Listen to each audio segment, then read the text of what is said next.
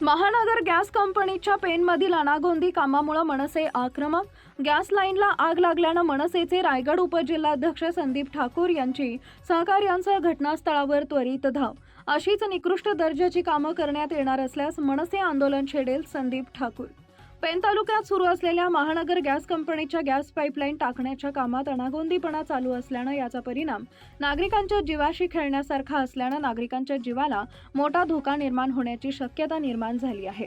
आज पेन चिंचपाडा इथं अशीच गॅसमुळे मोठी आग लागल्याची घटना घडली आहे. पेनमधील महानगर गॅस कंपनीच्या अशा अनागोंदी कामामुळे मनसे आक्रमक झाली असून मनसेचे रायगड उपजिल्हाध्यक्ष संदीप ठाकूर यांनी सहकार्यांसह घटनास्थळावर त्वरित धाव घेऊन संबंधित गॅस कंपनी इंजिनियर याला निकृष्ट दर्जाच्या कामाबाबत चांगलेच सुनावले.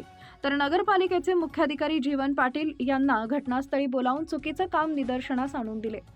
पेन चिंचपाडा येथील रिंग रोडवर नवीन सिमेंट कॉन्क्रीट रस्त्याचं काम चालू असताना जेसीबीमुळे गॅस पाईपलाईन फुटून आत मोठ्या प्रमाणात आग लागली.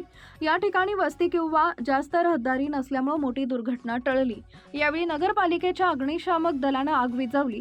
तर मनसेचे रायगड उपजिल्हाध्यक्ष संदीप ठाकूर यांनी सहकार्यांसह घटनास्थळावर त्वरित धाव घेऊन गॅस कंपनीच्या कामाबाबत मुख्याधिकारी जीवन पाटील यांच्या ही गंभीर बाब निदर्शनास आणून दिली.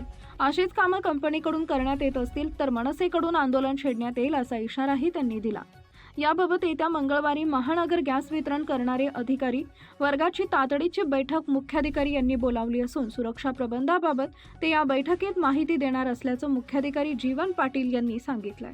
आज पेन शहरामध्ये आरसी जे इथे चिंचपाडा एरियामधलं जे काही एक बाजूला इमारती आहे त्या इमारतीच्या बाजूला रस्त्यालाही जी काही महानगर गॅसची लाईन गेलेली आहे त्या महानगर गॅसच्या लाईनच्या इथे सदर कंत्राटदाराचा एका पेन मधील जे कंत्राटदार आहेत त्यांचं काम सुरू असताना अचानक तिथे जे काम जेसीबीचा फावडा लागल्याने महानगर गॅसची लाईन तिथे ब्रेक झाली.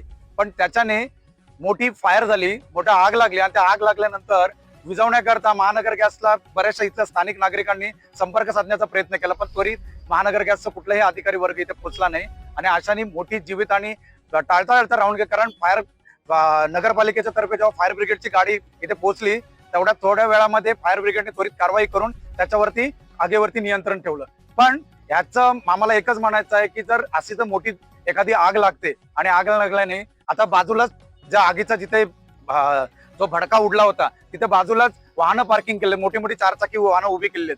पण ती वाहनं जर उद्या जळाली असती आणि त्या इमारतीला कुठे आग लागली असती तर एखाद्या जीवितहानी झाली असती त्याला जबाबदार कोण? नक्की नगरपालिकेचे कंत्राटदार की नक्की भी जे महानगर गॅसने जे अंधाधुंद पद्धतीने जे लाईन टाकलेले ते त्यांचं एकच मी सांगतो की नगरपालिकेने पण याची जबाबदारी घेतली पाहिजे. अधिकारी वर्ग कुठल्याच बांधकाम विभागाचं इथे लक्ष टाकत नाही. आज सगळीकडे पेन शहरामध्ये अंधाधुंद पद्धतीने सर्वत्र रस्त्यांचं काम असंच चालू आहे. म्हणजे मनात येईल तेव्हा रस्त्याचं काम सुरू होतं, मनात येईल तेव्हा बंद राहतं आणि याच्यावरती त्वरित कारवाई करावी आम्ही मागणी करत आहोत.